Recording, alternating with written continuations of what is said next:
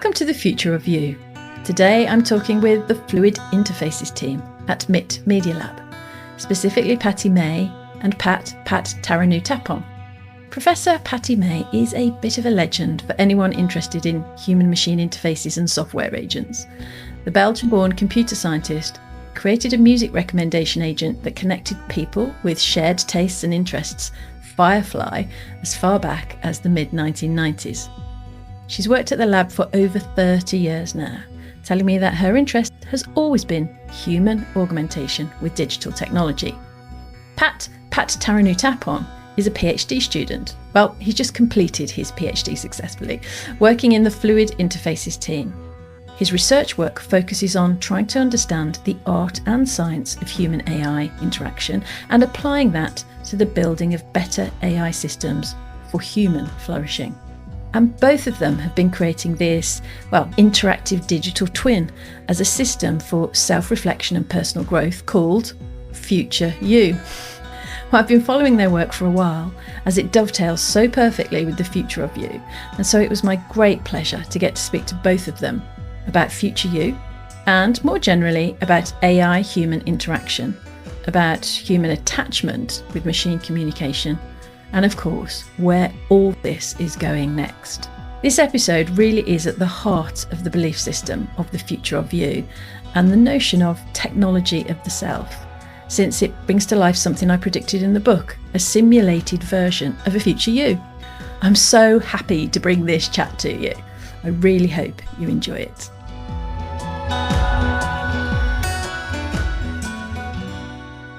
Pattie and Pat, welcome to the Future of You. Thank you for joining me. Thanks for having us. Not at all. I was just saying to Pat that how could we not talk about the future you on the future of you? Yeah. So I wonder if you could explain to our listeners what Future You is, why you've done it, and just give us a little bit of a flavour about what problem you think it solves or how it adds to the human experience. Yeah, so the Future You is a project we are currently working on at MIT Media Lab that use AI to simulate a version of you in the future. That's what the name implies, so that you can have a conversation with your future self. Right now we're targeting kind of a younger audience and allowing them to talk to a 60 years old version of their future self. I got the inspiration for this project a very long time ago when I was a kid watching this cartoon from Japan. The cartoon has like a robot cat from the 22nd century that come to help this boy who doesn't like to go to school by taking him on a time machine to see his future self. And he realized that if he doesn't pay attention to his school and grade, then he will end up not doing well in the future, and that kind of profoundly changed the protagonist. And I thought it was such a powerful use of technology that help you realize the consequence of your action and help you think in the long term. So that sort of stuck with me for a long time. And then when we have this AI technology and the ability to actually, use technology like deepfake to actually, change people's age, or generative AI to generate conversation. I think that we can actually create that kind of virtual time machine. We don't have a real time machine yet, but we can make this simulation so that you can actually, have this virtual session with the future self. And we work with Professor Hirschfield, who is an expert on future self continuity. He's a psychologist from UCLA, to evaluate, what happened when you actually talk to this virtual self from the future.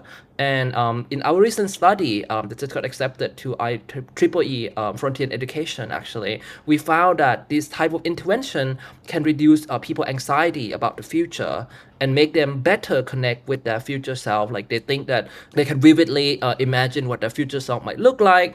They can better take that sort of perspective and hopefully have a decision that geared toward that future, not just the immediate situation that they are in right now. Yeah, a lot of us, not just young people, but especially young people maybe, have a hard time with taking actions that ultimately will contribute to their long-term well-being. And what we do with this application is that we really make that possible future a little bit more tangible, or we can make multiple possible futures of yourself more tangible, more visible to people, and let them really talk with this future version, possible future version, I should say, of themselves. And just making this more tangible, more experiential, less abstract, makes it also more effective in terms of long distance thinking or long-term thinking, and having people or influencing people to take actions that ultimately lead to long-term goals that they may have. I'd like to personally thank you, because as a futurist, I spend all of my time trying to get people to think further ahead than, the next quarter or the next week. And for some people, it's very, very difficult for them to envision the future. I mean, particularly if you're in an organization, you're trying to envision the future of a market or a future consumer. But actually, sometimes it's even more difficult for people to envision their future self. So I think I'm sure it's early days with it, and we can talk about where it might go next. But I am fascinated by this idea of self-continuity, as you have expressed it in a lot of your papers. I wonder if you could both just talk me and listeners who might not be familiar with that concept through self-continuity. And as you noted, some of the beneficial effects that if you can get people to buy into self-continuity or almost activate it in themselves, what it can bring. That's a great question. The concept of future self-continuity, I think, was proposed as a measurement to measure how well can you vividly imagine or connect with your future self. And this measurement, have been used in actually many experiments, and there are many interventions that have been developed to help with this.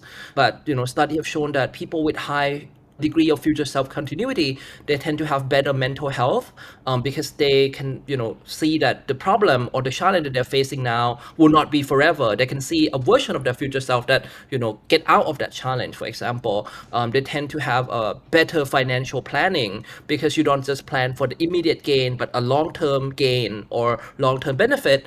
And also in school, there was a study that showed that students that have higher degree of future self-continuity tend to perform very well because, they can think about, okay, what are they going to use the education for, right? Not just coming to class and just having fun. That's the important part. But if you can think in the long term, then you can see how your life kind of leading up to that. And I think the challenge is that, most people don't have this high score on future self-continuity. So we need to develop intervention or system that can help with this. And I think our work, the Future You project is a technological version of it, but there are other approach as well that can be combined or used with this. I think it's a really, really important concept. And I think, similar to the name of this podcast, right? It's not just trying to make abstract concept, it's trying to address like what happened to you particularly. And I think that is the power of future self-continuity, is that it emphasizes on the individual experience and how that person can navigate that future. Yeah, I think being able to sort of imagine yourself in the future requires a good imagination. And often we are limited in terms of what we can imagine for ourselves. Maybe if somebody grows up in a family where both parents, say, if they have two parents, have accomplished a lot, and so they can envision sort of this future version of themselves being accomplished professionals or something. But if somebody grows up in a family where maybe the parents haven't achieved much or are not necessarily a good role model, it cannot be very difficult to imagine what possible futures exist even, and what those futures may be like. And I think our system really helps with making that possible future a little bit less abstract and making it more visible, literally, so that that can help people see this opportunity or this possibility that they may have that they otherwise wouldn't be able to envision. One of the interesting things, I think there's lots of interesting layers to this, but is the almost counter trend around individuality. So much of what's done on the internet or done digitally is about groups, the collective, community. What does the group think? I mean, there's always going to be an element of that because there's connectivity. But This idea that actually you're doing something for yourself. It's a bit like self-talk in therapy. It's sort of going back to your instinct or your intuition or something that's deeper than what does the group around me think is best. I don't know if you can speak to that. I think it's interesting because you knit together both the trend for the collective community, but also sort of individuality.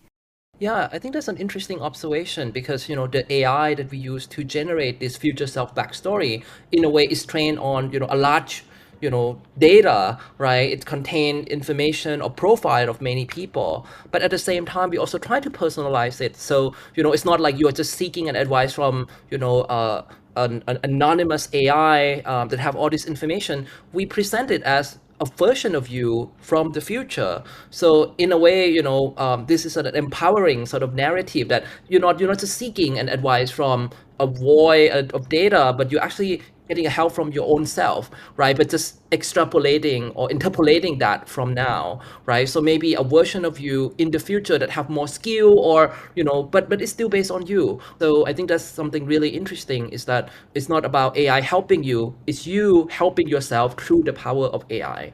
I think that's what we're trying to create. Yeah, and I think that if we look at surveys, for example, of how these chatbots, LLMs systems are being used, we see in a lot of these surveys that one of the main usages is people just talking about themselves. And it's, I don't know whether I would call it therapy because, of course, a lot of this isn't even been tested or evaluated in any way. But it seems that there is a real need for people to explore sort of their own identity, their own possible self. And they are using these systems as this mirror and this sounding board really to talk about all of the questions that they have about how they should live their lives, how they relate to other people. And it is possible to do that because LLMs collect all of this writing and have been trained on all of this writing by people expressing their concerns and the struggles and the things they are working through. So there's a very rich database there or amount of information, but it can be very personalized by these systems. And increasingly, I think we will see that these commercial services as well will become more and more personalized. They will get to know you and have a long-term relationship with you and will really act as a sort of a coach a little bit or again, this sounding board for just dealing with all sorts of daily life questions. I totally agree. I mean, generative AI, there's a little bit of negativity around its advancements at the moment, a little bit of a backlash, I think. I don't know if you agree. You're in it, so you're the best people to talk to that. But I don't really see that. I think it's just that people aren't necessarily being imaginative enough about where it's all going to go. So if I listen to what Eric Schmidt said the other day at Stanford, or what Mustafa Suleiman said when he was in Inflection about how this is all tied to your tone of voice, your identity, it knows your objectives, and there's a fiduciary responsibility attached to it as well. You can see how it does become this version of you to go out into the world, or more than one version potentially, to do things on your behalf. I mean, what's your point of view on the narratives around generative AI right now?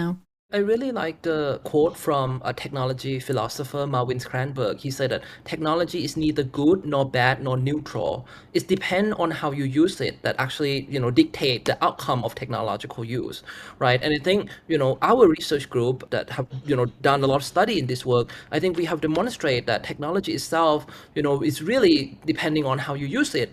That will dictate whether it's going to have a positive outcome or negative outcome.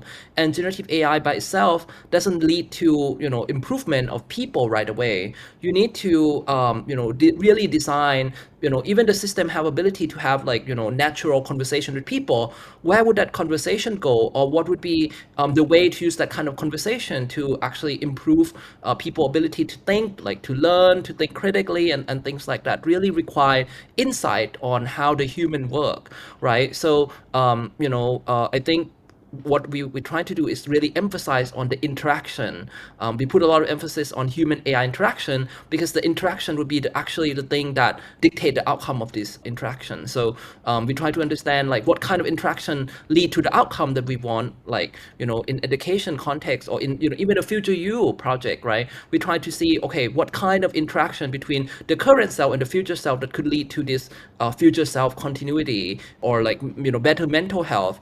If you don't have that in mind and let the AI be the one, creating agenda, it may not lead to the outcome that you want. So we should be the one setting up the agenda for where this interaction should go, not the technology setting up the agenda for us. I think the narrative today is mostly like, oh, we have this powerful AI, let's see how it's going to take us. I think it should be the opposite, where we know what technology can do and think about where humanity want to go, and that's how we should use the technology for. Yeah, and going back to your question of the current backlash against AI, I think part of the issue is that AI was, at least initially, and still to a large extent, introduced as a productivity tool, as something that would replace a lot of jobs or at least augment, support people in their tasks and so on. And of course, because of the hallucinations that still happen and may well be unavoidable with the current models, it seems that as a productivity tool, there are limitations, and a lot of corporations don't want to take the risk of having these hallucinations really affect their work and their services that they offer and so on. But I think what we are starting to see is that they are possibly more useful as a personal life coach, a personal growth tool, as a companion, or at least a system that can help you with all sorts of life questions and emotional questions and relationship questions and so on. So it may well be that that is the killer app rather than productivity.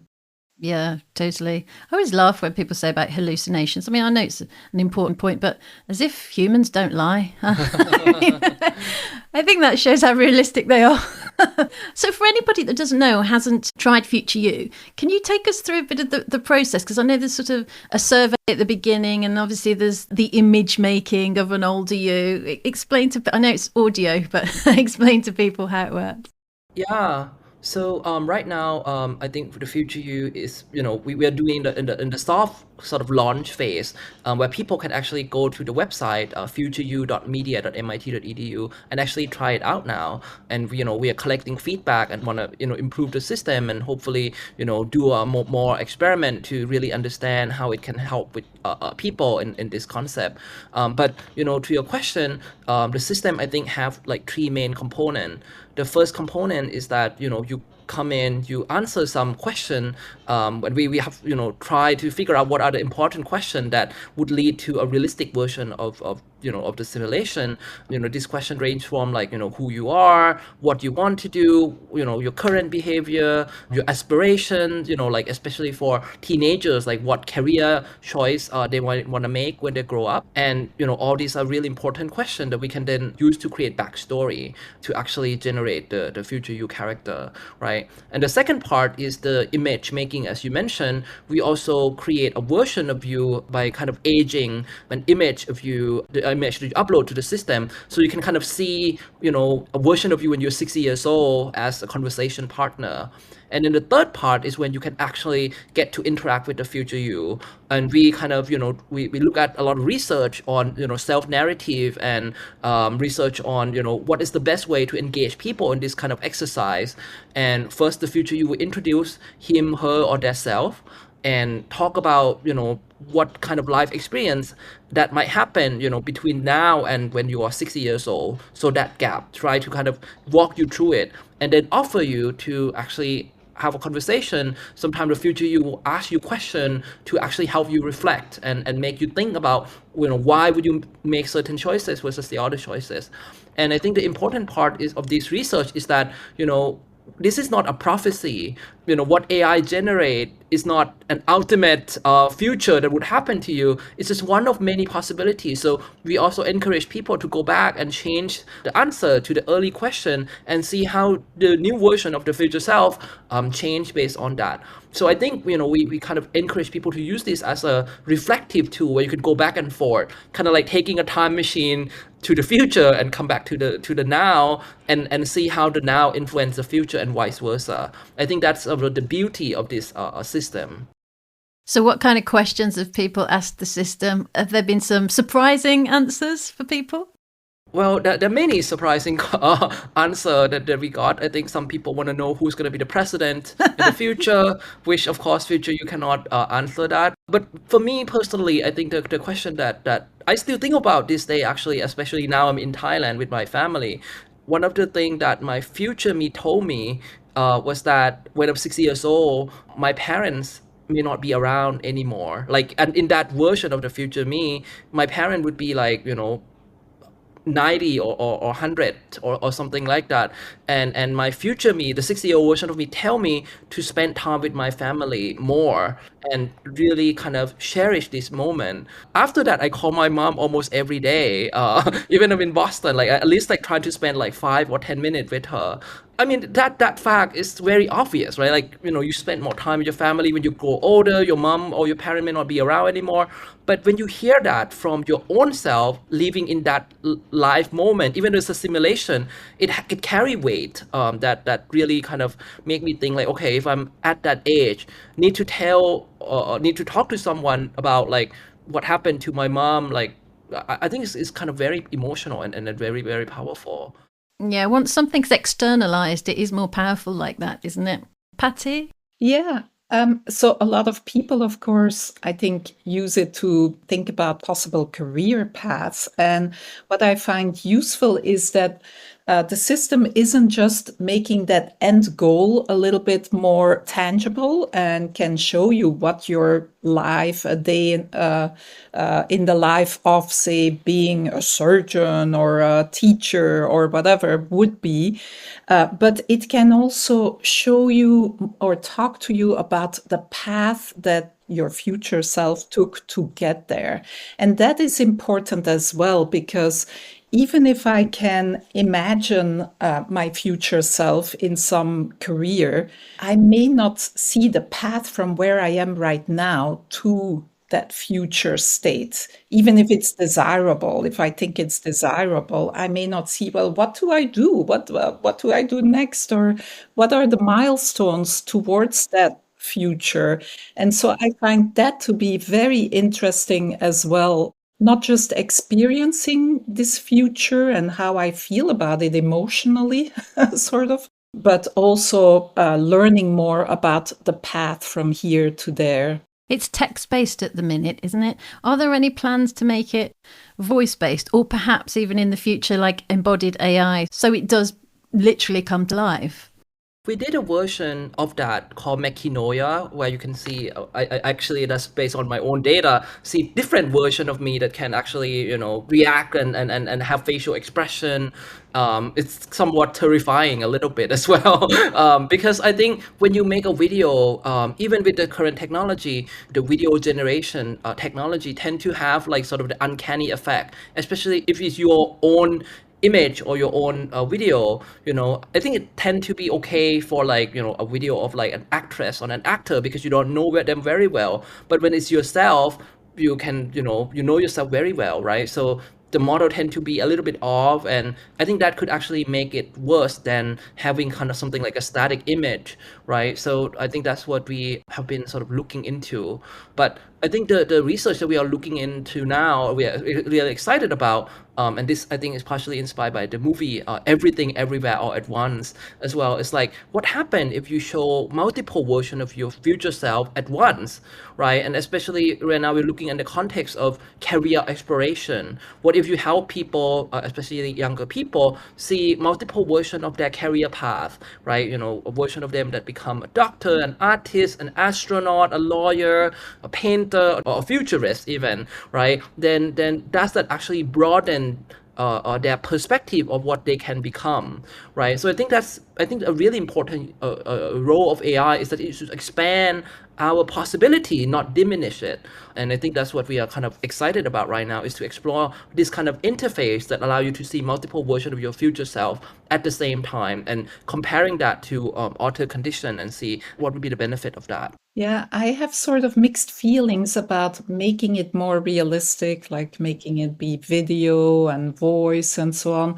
Because as Pat mentioned, I mean, there is the uncanny valley issue, but also people start focusing on some superficial issues, like, oh, look at my belly when I'm 60 or something, rather than thinking of like, do I like my life at 60 years old, if this is the path that I take.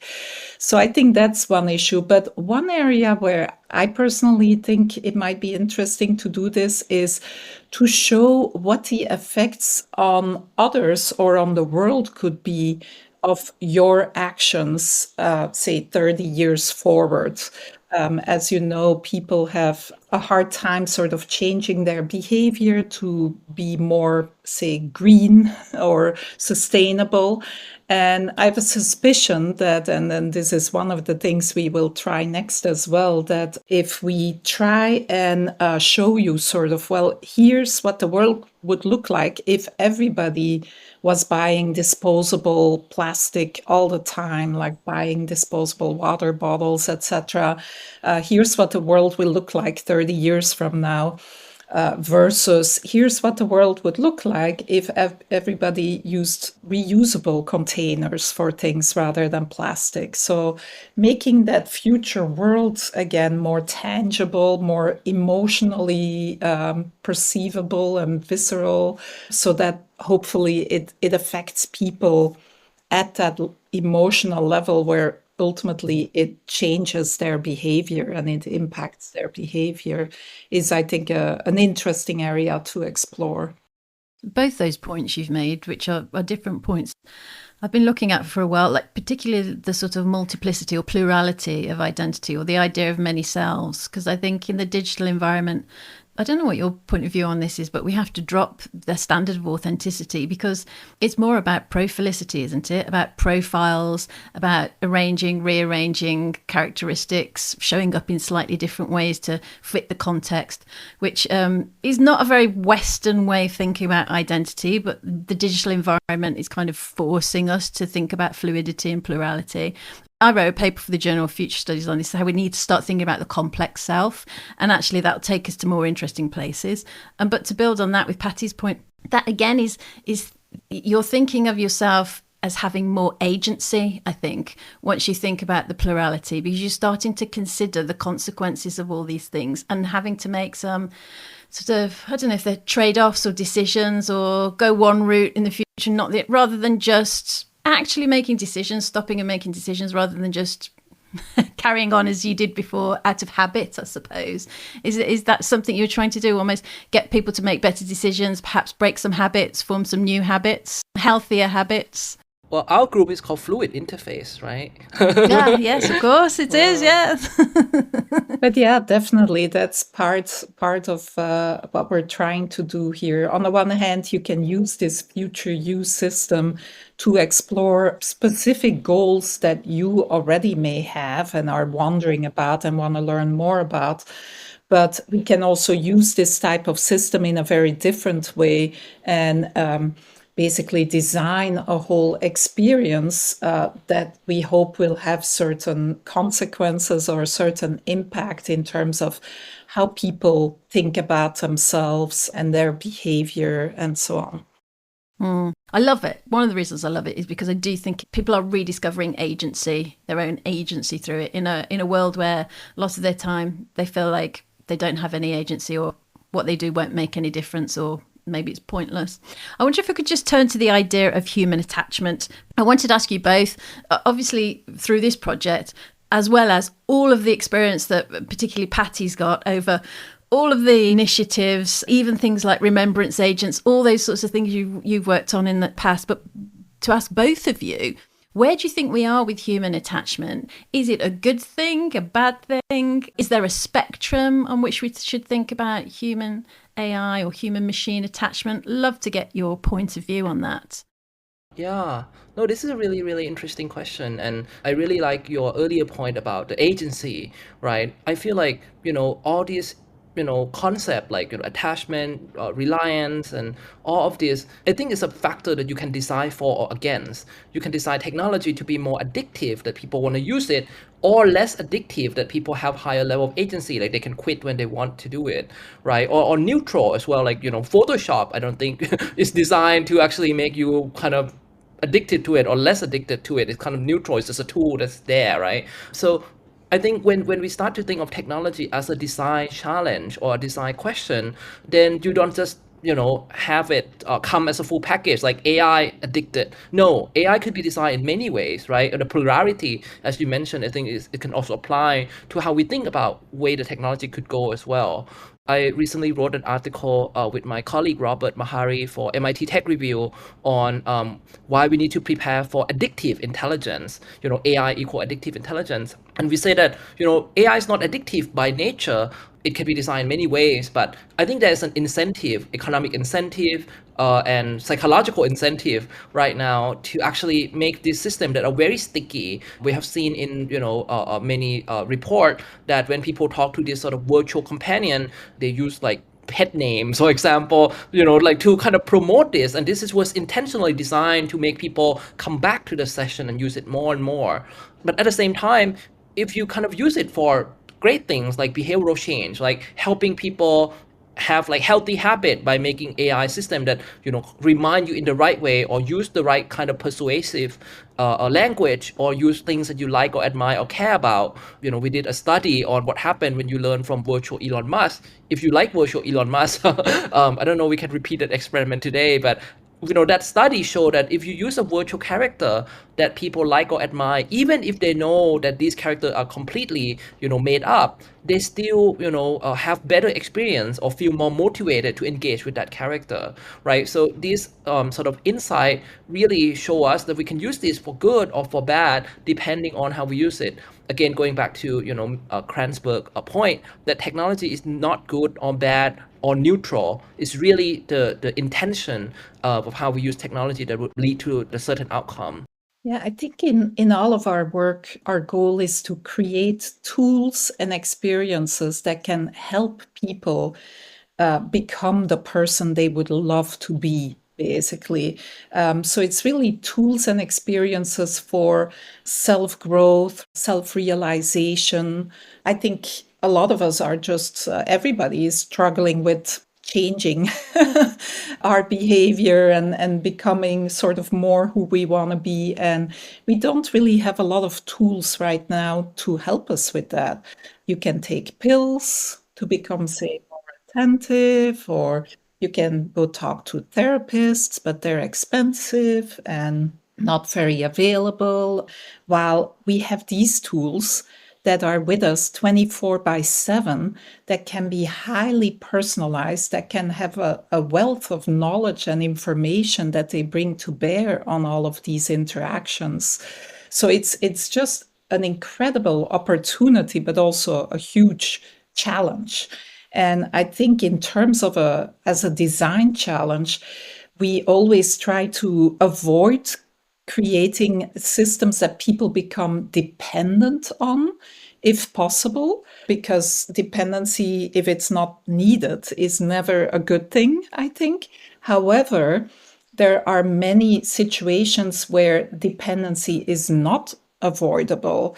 For example, you wear glasses, I see, and I mean, I guess you could get LASIK surgery, although that doesn't necessarily solve all problems with eyesight. But you are dependent on the glasses, but that's not necessarily a bad thing because there is no other alternative. So I think we have to look at a situation and evaluate to what extent dependency is okay or not okay, but minimize it if possible so that people have autonomy, have freedom. Yeah.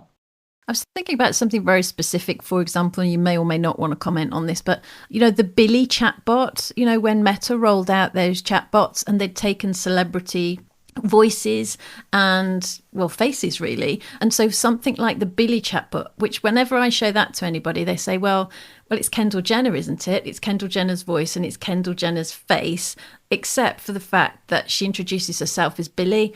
And that's, I think, it's very confusing. It's not just complex, it's confusing. But also, I wonder, how many teen girls, for example, are attached to that chatbot because of the way it's presenting ourselves. And I'm guessing that you would say, well, that's an example where you're building in some potential addiction that doesn't really need to be there, perhaps. I think if I remembered correctly, I think they're rolling it back after this period of experiment, right? So I hope they learned something. We don't know, but yeah, I think that's a really interesting question, right? Like, at one hand, if this tool is used to kind of really promote interesting and positive behavior, like, how, like with mental health or something, I think that I could see the positive use case of that. But I think most of the time, people that design this technology just like, don't really think that far along. Like, they just have this, okay, let's just talk to it. What is the point? What is the ultimate goal of this? And I think one thing that we need to recognize is that I think human, right now, especially when you have very powerful technology, I don't think people want to be disrespected in that way, right? Like, I think many people, I think I have seen, like, don't want to talk to the AI because they feel like the AI is a cheap solution. Like, you don't want to watch a movie that was generated 5 seconds ago, and then like, you want to see something that had human touch, and you feel that people making this are respecting you, that they're making something for you, right? You don't want to eat like a fast food of information. Yeah, I think so. I think that people, one of the reasons for backlash is that people feel like they are being disrespected a little bit to just see this AI generated image that no one even look at it. Like, why would I look at it if the people creating it doesn't even look at it, right? So I think that is one thing. Like, if this technology is used in a way that really makes something that is like a craft rather than a fast food, I don't know if it's a better metaphor for that, then I think it could lead to really, really powerful thing.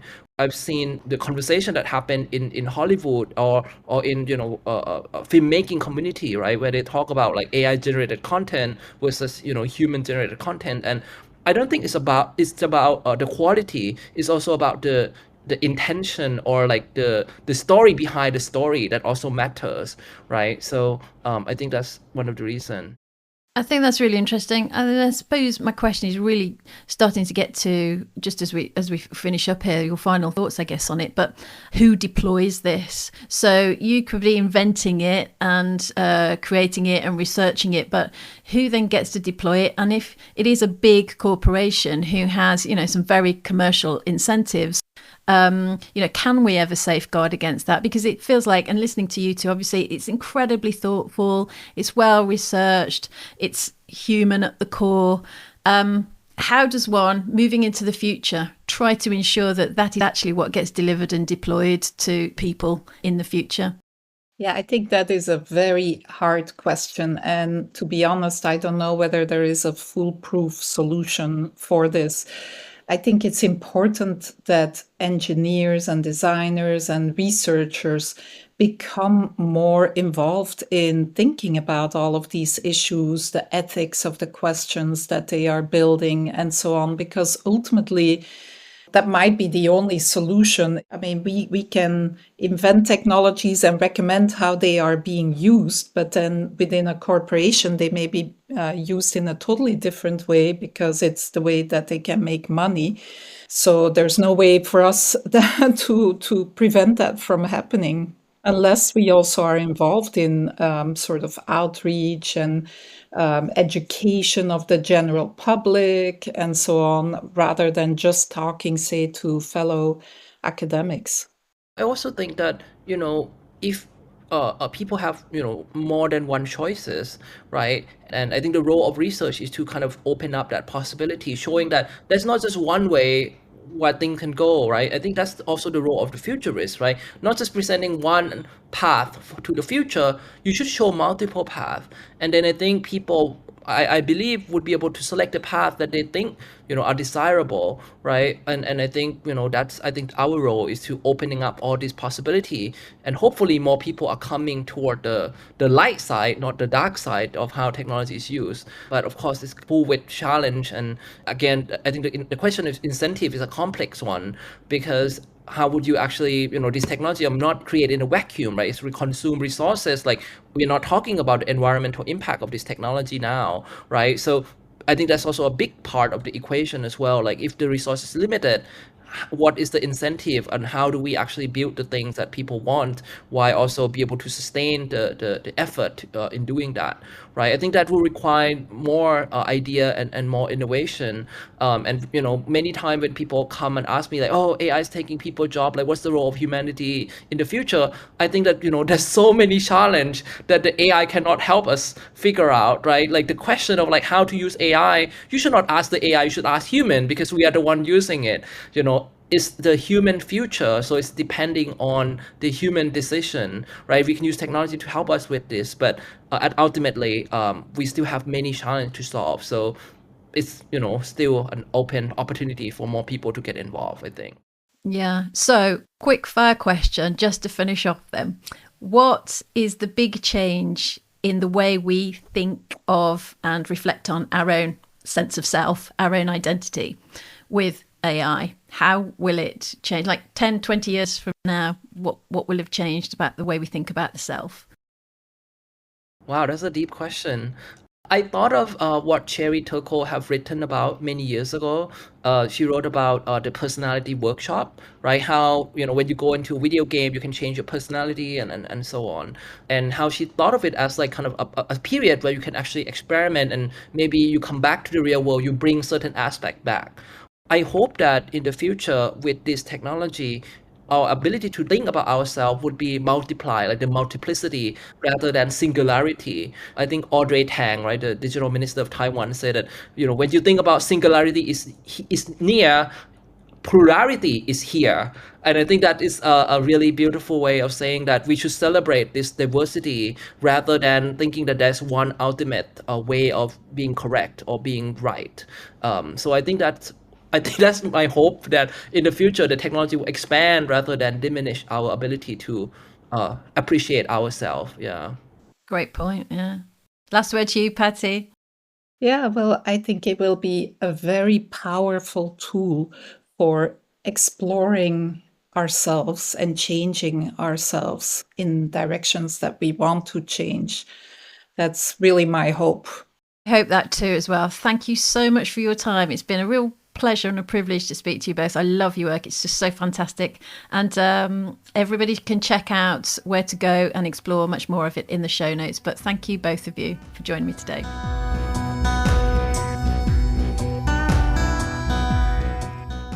Thank you for listening to The Future of You, hosted by me, Tracy Follows. Be sure to check out the show notes for more info about the topics we covered today.